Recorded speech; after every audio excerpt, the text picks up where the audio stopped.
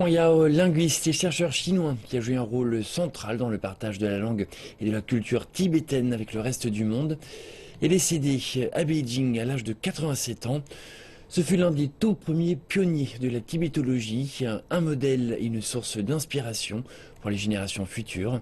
Voici tout de suite un bref portrait de sa longue et riche existence.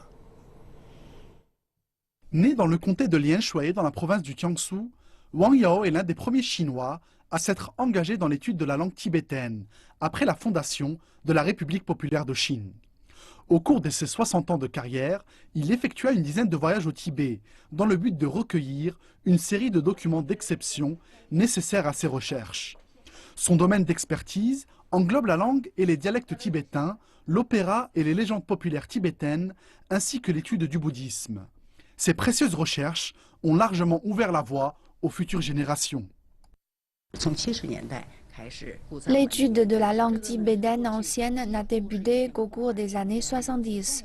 Et cela est évidemment dû aux travaux du professeur Wang. Il a commencé ses travaux de zéro et ses recherches s'appuyant sur les archives de Dunhuang représentent aujourd'hui les fondements des études actuelles sur le Tibet. Wang Yao était également actif dans le partage de la tibétologie moderne avec le reste de la communauté internationale. Nombre de ses études ont déjà été publiées en anglais. Il a réalisé des recherches très poussées sur l'opéra tibétain et a traduit la plupart des compositions en chinois moderne.